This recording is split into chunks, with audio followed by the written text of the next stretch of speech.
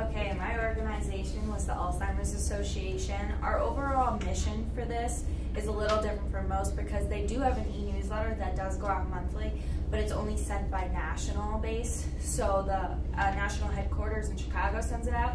So there are actually no local e-newsletters that go out at all. So I really wanted to focus on things that are very centered at Springfield, and that it highlights different Springfield individuals. So the overall mission is to promote Alzheimer's awareness and mental brain health, and basically to go over different things for caregivers. This moreover is centered over caregivers because of the fact that Alzheimer's patients do forget. They are more than welcome to read this, but the retention of it is probably not there. But it could be used for early onset Alzheimer's, and I'll go over each piece to discuss where that demographic is reached. So to start, this is the very front of mine, the very top of it, and I really tried to mimic their national-based e-newsletter with their logo as well as their background. They do have a light purple. Purple is for Alzheimer's, and so you'll see that throughout the entire piece. The logo, like I said, comes from Alzheimer's, and I want it to be a monthly newsletter that comes out, so you'll see that date above. Hope for Alzheimer's Act Gains Momentum is our very first one, and that really talks about an act, the HOPE Act, that is actually in legislation right now. I really wanted to focus on things that, besides brain health, that individuals may not know.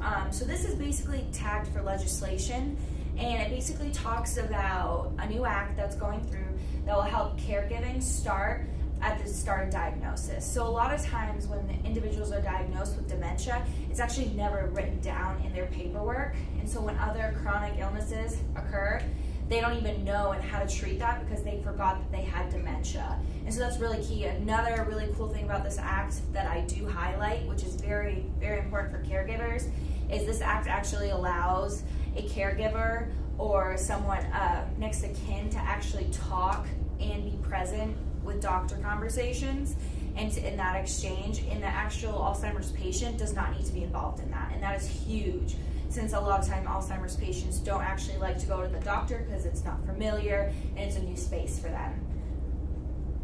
The next one I wanted to talk about is the longest day of the year, which is on June 21st. This is their annual fundraiser. One really cool thing about this is this actually, when it sends to your email, it actually puts it in your calendar, which I thought was really nice in case you forget about it. So this automatically says, this is a date, would you like me to put this on your calendar? So that's a really nice feature of this.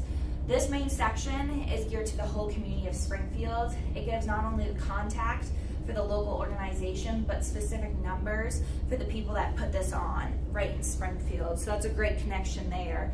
This basically not only talks about the event, it talks about specific groups that are fundraising in Springfield, so you can join their team as well. So this is very much community-based in Springfield. And the motive is to get people aware of this event and to join it.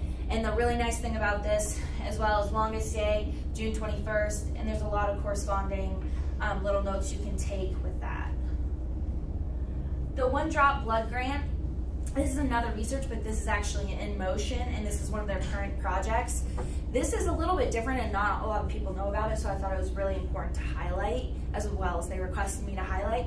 This is actually a blood test that the Alzheimer's Association and the Down Syndrome Foundation is actually pairing together.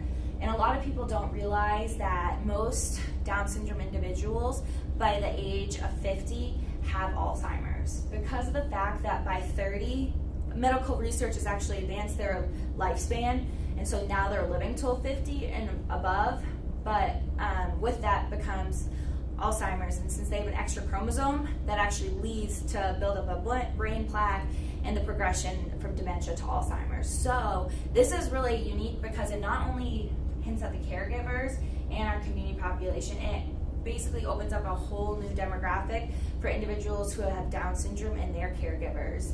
So that was really important to highlight there. So the main mission about this is to get the word out for not only that this can potentially lead to a blood drop being finding whether or not you have Alzheimer's, but it's starting with, this trial research is starting with individuals who have Down syndrome. So once it progresses there and they find out what causes it, then they'll move on to the regular demographic. So that's really interesting, and that's a joint initiative as well, which is important to highlight that their partnership with other organizations.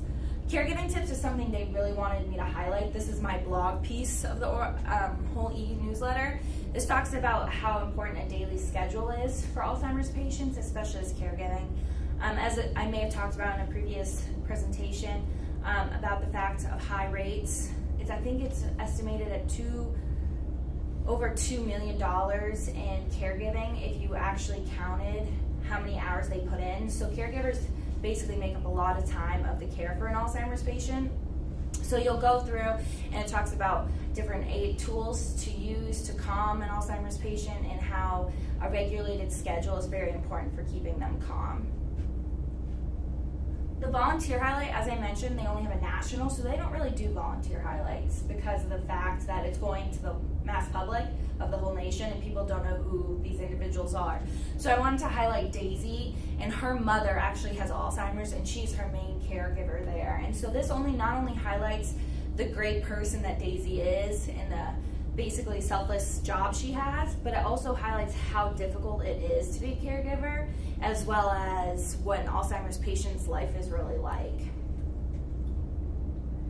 So lastly, in the Christmas theme, you have the Gift Purple, and this is actually a shop that has all the Alzheimer's gifts, and you can click through to that and it brings you to that. And all those funds go directly back to your Springfield community to help Alzheimer's patients in your community, which is very important to highlight. We also have the Caregiving Center and the Alzheimer's Navigator that you can click through and see different resources on that.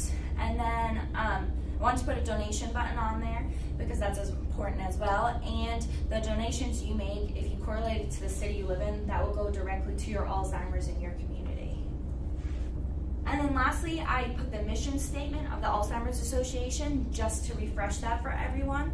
And then I also put their national office and the Springfield office. And then the opt-out, I didn't want to just say, would you like to opt out of this? So it says to change your email preferences, click here. So if they really, really are engaged and want this to be opted out, they'll click through that. But otherwise, it's another way to get your world out without simply just clicking, I don't want to be a part of this. And that is my presentation.